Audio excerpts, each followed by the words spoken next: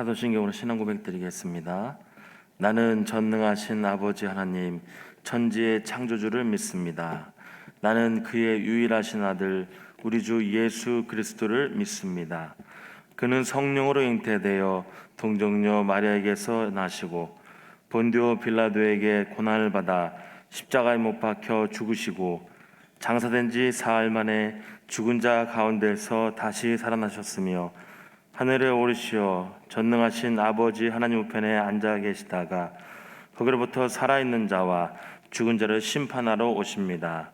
나는 성령을 믿으며 거룩한 공교회와 성도의 교제와 죄를 용서받는 것과 몸의 부활과 영생을 믿습니다.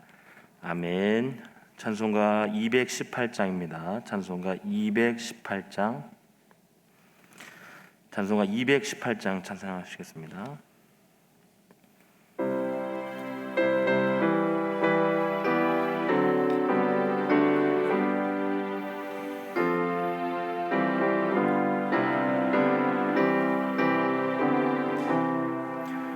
내 맘과 정성을 다하여서 주 너의 하나님을 사랑하라.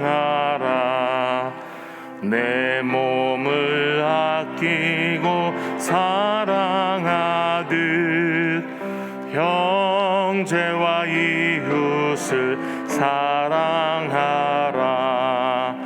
주께서 우리에게 명하시니 그 명령 따라서 살아가리. 널 미워 해치는 원수라도 언제나 너 그렇게 사랑하라. 널 핍박하는 자 위에서도 신실한 마음으로 복을 빌라. 주께서 우리에게 명하시니 그 명령 따라서 살아가리. 나 항상 주님을 멀리하고 형제를 사랑하지 못하였다. 이러한 죄인을 사랑하사 주께서 몸 버려 죽으셨다. 속죄의 큰 사랑 받은 이 몸 내 생명 다 바쳐 충성하리.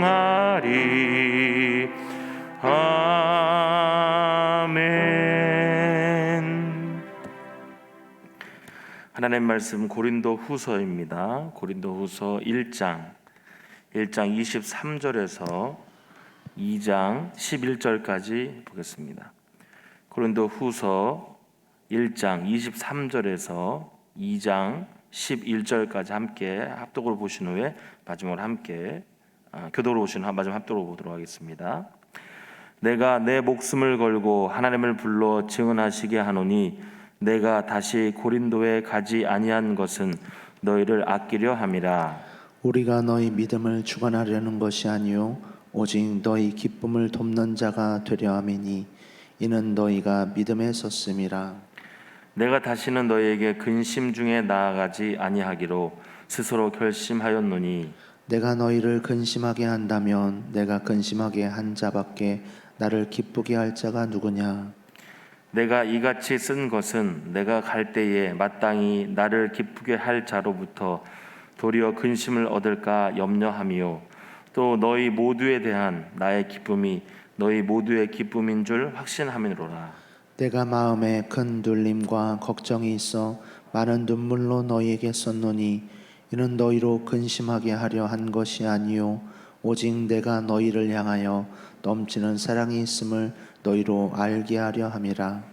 그 근심하게 한 자가 있었을지라도 나를 근심하게 한 것이 아니요 어느 정도 너희 모두를 근심하게 한 것이니 어느 정도라 함은 내가 너무 지나치게 말하지 아니하려 함이라. 이러한 사람은 많은 사람에게서 벌 받는 것이 마땅하도다. 그런즉 너희는 차라리 그를 용서하고 위로할 것이니 그가 너무 많은 근심에 잠길까 두려워하노라.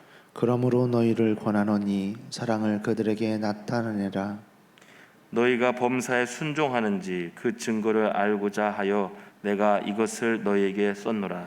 너희가 무슨 일에든지 누구를 용서하면 나도 그리하고 내가 만일 용서한 일이 있으면 용서한 그것은 너희를 위하여 그리스도 앞에서 한 것이니 함께 읽겠습니다. 이는 이는 우리로 우리로 사탄에게 속지 않게 하려 함이라. 우리는 그 계책을 알지 못하는 바가 아니로다. 아멘. 기도하겠습니다. 좋으신 아버지 하나님, 은혜를 감사합니다. 지난 간밤에도 주님 품 안에서 편히 쉬게 해주시고 또 이 새벽에도 저희들을 주 앞에 불러주심을 감사합니다. 물을 떠난 고기가 살 수 없음과 같이 저희가 주의 은혜가 없이는 한순간도 살 수 없음을 고백합니다. 이 새벽에도 말씀과 기도 가운데 저희들을 만나주시며 주의 성령으로 충만케 하여 주옵소서. 오늘 저희들에게 새날 주시고 또 생명 주시고 건강 주셨는데 이 한날도 주님과 더불어 동행하게 하시고 주를 기쁘시게 하는 한날 되게 하여 주옵소서. 주님께 감사의 예물을 올려드립니다. 7월 한 달도 주님 은혜 가운데 살게 하여 주옵소서. 또 1,000번째 예물과 맥주 간성금 그리고 또 11조 구역 예물을 주님께 드립니다. 하나님 아버지, 믿음으로 또 순종으로 감사함으로 드리는 예물을 주님께서 기뻐 받으시고 약속하신 하늘의 복과 땅의 복으로 충만하게 채워 주옵소서. 주의 은혜로 종의 가정들을 형통케 해주시며 그 자녀들을 축복하여 주옵소서. 예수님의 이름으로 축복하며 기도하옵나이다. 아멘. 이 새벽에도 주의 은혜와 축복이 함께 하시기를 축원합니다. 우리가 이제 살아가면서 이제 가장 어려운 것 가운데 하나가 이제 그 사람들 사이에 생기는 이제 갈등이죠. 뭐 가깝게는 이제 부부 사이에 갈등이 있을 수 있고 또 이제 가정에서 또 뭐 친척들 가운데 있을 수 있고요. 또 이제 교회 안에서도 직장 안에서도 있습니다.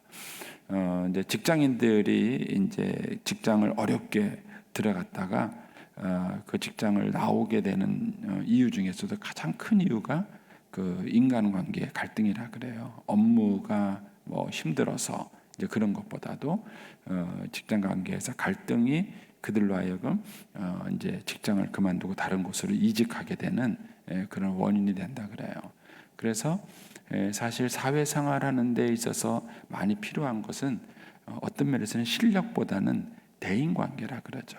그래서 예전에는 이제 IQ가 중요했었는데 지금은 이제 사회적 지능을 검사하는 EQ가 더 중요하다. 이제 이런 얘기를 하고 있습니다. 이제 오늘 이 고린도 후서는 이제 고린도 전서부터 이미 시작된 거지만 사도 바울이 고린도 교회 내에 있는 여러 가지 많은 갈등을 그가 이제 해결해주고 또 고린도 교회와 사도 바울 사이에 있었던 갈등을 바울이 어떻게 풀어가느냐 하는 것들을 이제 이 고린도 후서에서 보여줍니다. 우리가 이제 어제 이제 우리가 봤던 것은 사도 바울이 여행 일정을 변경한 것으로 인해서 이제 고린도 교인들이 사도 바울에 대한 신뢰성을 이제 이의를 제기하는 이런 이제 갈등이 있었다는 얘기를 말씀을 드렸습니다. 그래서 바울이 왜 자기가 일정을 변경하게 됐는지를 이제 설명을 이제 한 것이죠. 그래서 이런 면에서 우리가 이제 그 살아가는 동안에 사람과 사람 사이의 신뢰라는 것이 대단히 중요해요. 그래서 부부 사이도 마찬가지입니다. 그래서 사실은 사랑을 가꿔야 될 것이 아니라 신뢰를 가꿔야 될 때가 중요하고요. 자녀들도 마찬가지입니다. 자녀들도 부모가 얼마나 자녀들을 믿어주느냐 하는 거예요. 어렸을 때에는 아이들이 무조건 이제 엄마 아빠 말을 듣잖아요. 그런데 아이들이 점점 이제 커가면은 싫어요 소리를 해요. 싫어요, 안 해요 이런 소리를 아이가 하기 시작합니다. 이제 그거는 이제 자기 주관이 생겼다는 거예요. 자기 주관, 자기 생각이 생겼으니까 싫어요, 아니에요, 이제 이런 말을 합니다. 근데 이제 그 싫어요, 아니에요라고 말할 때부터 부모는 뭐가 생기냐면은 자녀에 대한 불안감이 생기는 거예요. 그러니까 자녀를 믿어주지 못합니다. 특별히 사춘기 이제 자녀에 들어가게 되면 자녀들이 노골적으로 이제 부모에 대해서 거부 의사를 표현을 합니다. 이제 그때 사실은 부모가 자녀들을 믿어줘야 합니다. 믿어줘야 되는데 그게 어렵죠. 자녀를 믿어준다는 게.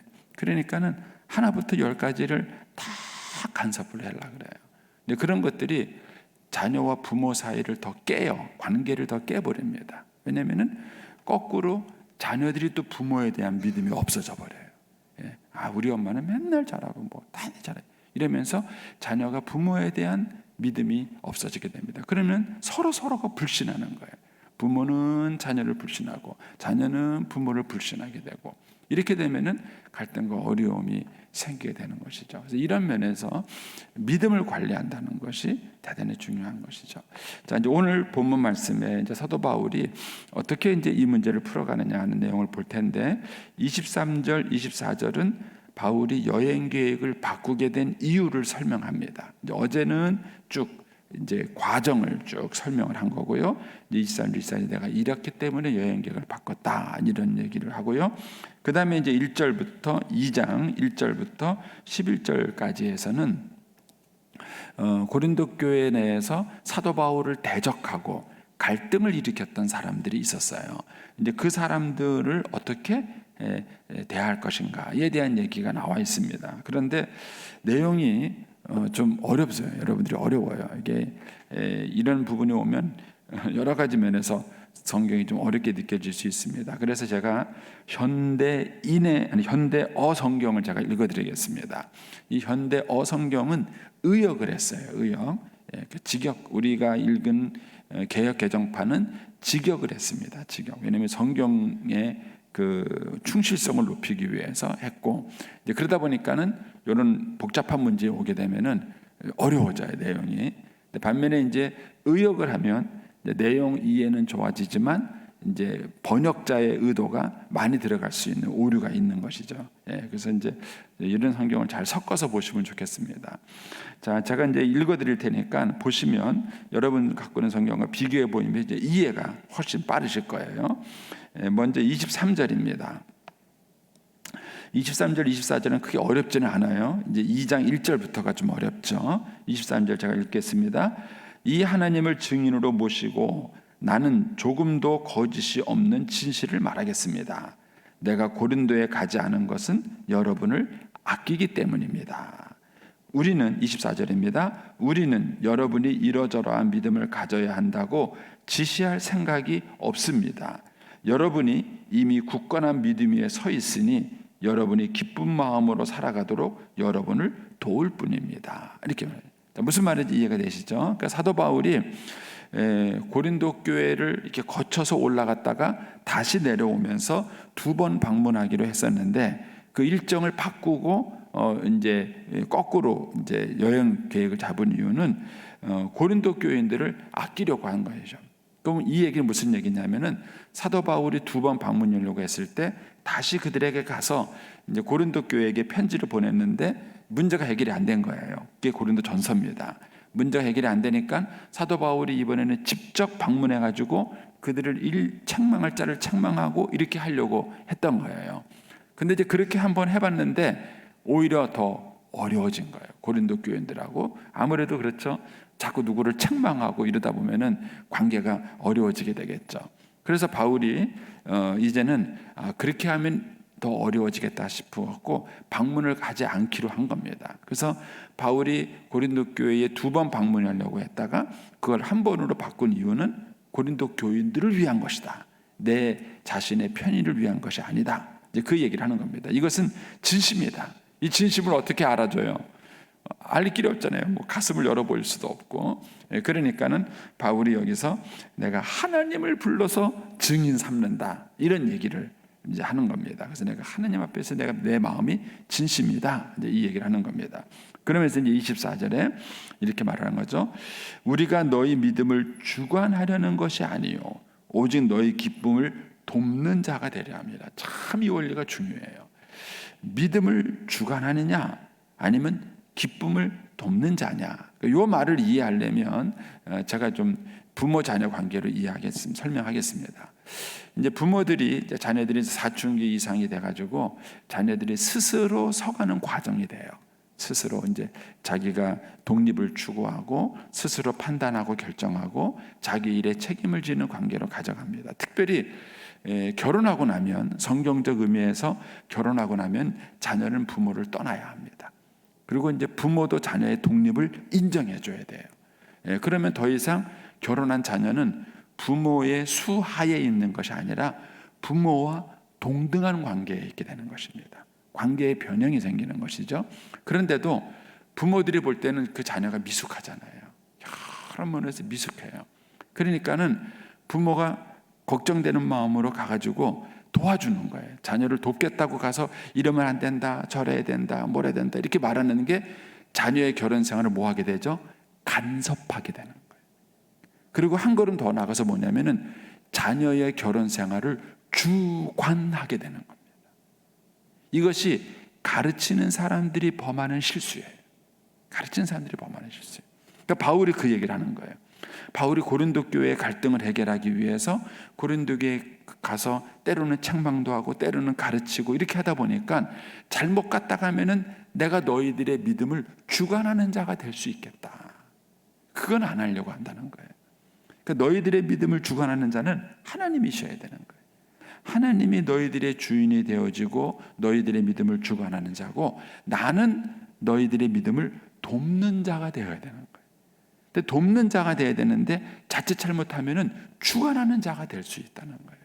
근데 이런 관계가 이제 부모 자녀 관계에서 흔히 일어나는 거예요. 부모는 자녀들을 사랑하고 또 자녀들이 미숙하니까 그런 자녀들을 돕는다고 이것저것 잔소리하게 되고 간섭하게 되고 얘기하게 되는데 자칫 잘못하면은 부모가 자녀의 인생을 주관해 버리는 거예요. 이게 심한 경우가 마마보이예요. 파파보이예요. 근데 이렇게 되는 것이 아니라 건강한 관계는 뭐냐면은 그를 주관하는 것이 아니라 돕는 자가 되어야 되는 거예요. 이제는 어른이 됐으니까 스스로 판단하고 스스로 결정하고 스스로 책임을 지고 그렇게 해서 스스로 살아갈 수 있도록 그를 돕는 자가 되어야 된다는 것이죠. 믿음도 마찬가지라는 거예요.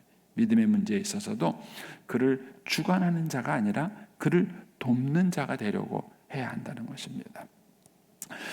이 부분은 상당히 좀 쉽지 않은 부분인데 어쨌든 원리만 설명하겠습니다. 그러면서 이제 24절에 이런 말하죠. 우리가 너희 믿음을 주관하는 것이 아니요 오직 너희 기쁨을 돕는 자가 되려 함이니 이는 너희가 믿음에 섰습니다. 너희들도 스스로 충분히 하나님 앞에서 너희들 스스로 고민하고 판단하고 결정할 만큼 너희가 성숙한 자가 됐다는 것을 바울이 인정한다는 거예요. 그러니까는 나는 너희를 돕는 자가 되고 싶지 주관하는 자가 되고 싶지 않다. 그래서 너희들을 2번 방문하려고 했었는데 그 방문 계획을 바꾼 것이다. 이렇게 지금 설명을 하는 것입니다. 이해가 되시나요? 네. 자, 그러고 난 다음에 이제 2장 1절에 가시면 이 부분이 좀 어렵습니다. 이제 이 부분을 제가 이제 현대어 성경하고 비교해 읽어드릴 테니까 비교하면서 보세요. 2장 1절입니다. 나는 또다시 여러분을 고통스럽게 만드는 방문을 하지 않기로 다짐하였습니다. 내가 만일 여러분을 슬프게 만든다면 누가 나를 기쁘게 해주겠습니까? 나를 기쁘게 해줄 사람은 여러분뿐인데 만일 내가 여러분에게 고통을 준다면 여러분이 어떻게 나를 기쁘게 해줄 수 있겠습니까? 자, 이 2절이 이해가 되시죠? 3절입니다. 내가 지난번 편지에 그렇게 써보낸 것도 내가 가기 전에 여러분이 그 모든 일을 처리해 주기를 바랐기 때문입니다. 그렇게 되면 내가 가서 나를 가장 기쁘게 해줄 사람들인 여러분을 만날 때 마음이 슬퍼지는 일이 없을 게 아닙니까? 여러분의 기쁨이 내 기쁨이고 또 내 기쁨이 여러분의 기쁨입니다. 그러니 내 기쁨을 안고 여러분에게 달려가지 않으면 여러분도 기쁘지 않을 것입니다. 자, 무슨 말인지 이해가 되세요? 그러니까 사도 바울은 고린도 교인들과의 관계를 기쁨의 관계를 갖고 싶은데 자꾸 가서 책망하고 뭐 이러다 보면은 근심하는 관계가 될 수 있다는 것이죠. 이제 그래서 조심하고 있다 이런 얘기입니다. 그래서 4절 지난번과 같은 편지는 정말 쓰고 싶지 않았습니다. 나와 가슴이 찢어지는 것 같은 심정으로 눈물을 흘리며 그 편지를 썼습니다. 그러나 사실 그 편지는 여러분의 마음을 아프게 하려고 쓴 것이 아니고 내가 얼마나 여러분을 사랑하고 있으며 또 여러분 사이에서 일어난 문제에 대해서 얼마나 마음을 쓰고 있는가를 알리려고 쓴 것입니다. 이 편지는 존재하지 않습니다. 이 편지가 고린도 전서와 후서 사이에 존재했을 거라고 학자들이 추정을 해요. 그러니까 이 편지는 고린도 전서보다 더 세게 썼다 그래요. 학자들이 추정하는 얘기는 이제 고린도 전서에서도 너희가 뭐 잘못됐다라고 책망을 했지만 이 편지에서는 바울이 더 노골적으로 그들의 잘못을 책망한 거예요. 근데 이제 그렇게 편지를 써놓고 바울이 마음이 편치 않은 거예요. 마음이 편치 않은 거예요. 그리고 그 편지에 대해서 그들이 어떤 반응을 보일지를 기다렸는데 그게 디도로부터 온 소식이에요. 이 뒤에 가면 이제 그 내용이 나옵니다. 자, 이렇게 해서 이제 1절부터 4절의 얘기는 그런 얘기죠. 내가 너희들하고 기쁨의 관계를 가졌으면 좋겠는데 자칫 내가 너희들을 만날 때 자꾸 너희들을 책망하고 이렇게 해가지고 근심하는 관계를 갖고 싶지 않다. 그래서 너희와 나와 서로 기쁨의 관계를 가져야 되는데 그래서 내가 너희들에게 직접 방문하지 않고 편지를 쓴 것이다. 이런 얘기를 지금 하고 있는 것입니다.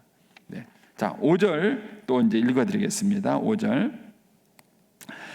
사건을 일으킨 장본인 때문에 나는 마음이 매우 아픕니다. 그러나 사실 그 사람은 나를 슬프게 했다기보다는 여러분을 슬프게 한 것입니다. 나는 그 사람에 대해서 필요 이상으로 엄하게 하고 싶지 않습니다. 그는 여러분에게 책망을 받음으로써 이미 충분한 벌을 받았습니다. 이해가 되세요? 이게 6절까지 번역을 한 것입니다. 7절입니다. 이제는 용서해주고 위로해 주십시오. 누구를요? 그 잘못한 사람을 말하는 거예요. 잘못한 사람을 이제는 용서해주고 위로해 주십시오. 그렇지 않으면 그는 슬픔과 절망으로 다시 일어서지 못할지 모릅니다. 8절입니다. 그러니 이제 여러분이 얼마나 그를 극진히 사랑하고 있는지 그에게 보여주십시오. 9절입니다. 내가 그 편지를 쓴 것은 여러분이 얼마만큼이나 내 교훈에 순종하는가를 확인하기 위해서였습니다. 10절입니다. 여러분이 누구든 용서한다면 나도 여러분을 용서하겠습니다. 그러나 어느 경우이건 그리스도의 권위에 따라 여러분을 위해서 용서한 것입니다. 11절입니다. 한 걸음 더 나아가 용서해야 할 이유는 사단에게 속아 넘어가지 않게 하려는 것입니다. 우리는 사단의 책략을 알고 있기 때문입니다. 이해가 되세요? 예. 그래서 바울이 이제 이런 이제 편지를 통해 가지고 이제 고린도 교인들과의 관계가 잘 회복될 수 있게 되기를 바라는 것입니다. 이제 여기서 이제 바울이 중요한 얘기를 한 것이 11절입니다. 자, 11절 우리 성경 같이 한번 보겠습니다. 이는 우리로 사탄에게 속지 않게 하려 함이라. 우리는 그 계책을 알지 못하는 바가 아니로다. 그러니까 바울은 고린도 교인의 문제를 해결하기 위해서 때로는 책망도 하고 그들의 잘못도 지적하고 때로는 징계도 해서 그를 내쫓기도 하고 그런 일을 했어요. 근데 이제 그런 일을 하면서도 바울은 또 조심하는 것이 뭐냐면은 죄인을 벌하는 것이 아니라 죄를 책망하기를 원했던 거예요. 그래서 바울이 이 점을 굉장히 조심스럽게 하는 겁니다. 근데 이게 쉽지 않아요. 왜냐하면 죄인과 죄가 붙어 있잖아요. 죄인과 죄가 붙어 있기 때문에 우리가 이제 이 부분이 상당히 어려운 부분인데 우리가 싸울 것은 죄인이 아니에요. 우리가 싸울 것은 죄예요. 죄. 예를 들어서 남편이 뭐 잘못했다. 그때 우리가 조심할 것은 뭐냐면은 죄를 지은 그 남편을 싸잡아가지고 다 몰아내면 안 돼요. 우리가 보통 그런 말하죠. 뭐 방 청소하다가 아기까지 갖다 버린다고 그런 말 하잖아요. 그런 것처럼 우리가 어떤 잘못한 사람을 대할 때 조심할 것은 뭐냐면 죄를 다스리는 거지 죄인을 다스리는 게 아니에요. 죄인은 뭐예요? 마지막까지 그가 회개하고 돌이켜서 돌아오기를 원하는 것입니다. 그래서 마귀가 하는 일은 뭐냐면은 우리 사이의 갈등을 통해 가지고 마치 죄의 문제인 것처럼 해가지고 사람과 사람 사이를 갈등하게 만드는 거예요. 이게 마귀의 장난이에요.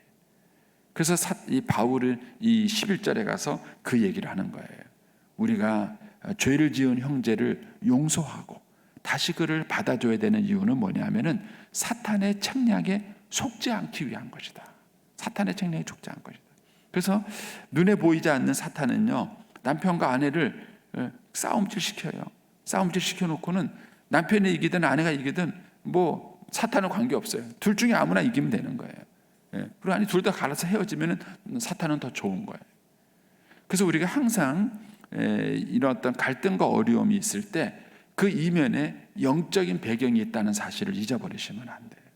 그래서 사도 바울이 에베소서를 쓰면서 뭐라 그러냐면은 우리의 싸움은 혈과 육에 대한 것이 아니요. 혈과 육이 뭐예요? 눈에 보이는 사람이에요. 그것이 우리의 싸움의 대상이 아니에요. 이 세상의 정세와 권세와 어둠의 세상 작은 자들과 하늘에 있는 악의 영들에게 대함이라. 우리의 영적인 싸움은 사탄이지 사람이 아니에요. 근데 자칫 잘못하면은 우리는 사람을 대상으로 싸우고 투쟁할 때가 있는 거예요. 이것이 상당히 어려운 부분입니다. 그래서 우리가 이제 갈등이나 이런 어려운 문제를 풀어갈 때 이 부분이 참 쉽지 않아요. 그러니까는 저도 이제 저희 어머님하고 이제 갈등을 참 많이 오랫동안 세월을 했는데 이 부분이 쉽지 않아요. 어머님이 요구하시는 것은 제가 싫어요. 근데 우리 어머니는 어떻게 생각하냐? 그래 이놈아, 넌 내가 필요 없다 이거지. 이렇게 나가요. 아니, 어머님이 필요 없다는 게 아니라고요. 내가 어머님을 사랑하지 않는 것도 아니고 어머님이 필요 없다는 게 아니라 어머님이 말씀하신 그 의견을 내가 받아들일 수 없다는 거예요. 이렇게 설명을 해도 우리 어머님은 이해를 못해요. 그래 이놈아, 너 나 싫다는 거지? 그래 내가 나가면 되지. 이렇게 말을 해요. 아, 정말 깝깝해요. 깝깝해요. 근데 우리는 이거를 구분을 못해요. 이거는 구분을 못하는 거예요. 그래서 이게 상당히 어려운 부분이에요. 그래서 우리가 이제 사람과 사람 사이에 갈등이 생겼을 때에는 항상 그 이면에 영적 배경이 있다는 사실을 잘 염두에 두셔야 돼요. 그리고 우리는 영적인 전쟁을 하고 있는 것이고 하나님이 우리가 싸우기를 원하는 것은 죄인이 아니라 죄와 싸우기를 원하시는 거예요. 그리고 죄로부터의 승리를 원하시는 거예요. 그리고 하나님께서는 그 죄인을 한 명이라도 할 수 있다면 단 한 명이라도 낙심하지 않고 그를 다시 회복하는 자리로 세우기를 원하는 겁니다. 이게 이제 바울의 태도였어요. 그래서 바울은 고린도 교회가 복잡한 문제가 많이 생겼잖아요. 뭐 우상 숭배 문제, 간음 문제, 분당 문제, 이 고린도 교회 안에 생기는 수많은 문제들이 있는데 그 문제들을 바울은 해결해 가면서도 그러면서도 고린도 교인들과의 관계가 근심의 관계가 아닌 기쁨의 관계가 되기를 노력했던 것입니다. 이제 그런 이제 일환으로 바울이 여러 가지 많은 노력을 하는 것들을 이 고린도 후서에서 보게 되는 것입니다. 오늘도 저와 여러분이 살아갈 때 이런 미묘한 갈등들이 쉽지 않은 문제들이 우리 주변에 항상 있습니다. 그렇지만 이것을 영적으로 잘 분별하고 저와 여러분이 이 문제를 잘 해결해서 하나님의 뜻을 이루는 우리가 될 수 있게 되기를 축복합니다. 기도하겠습니다.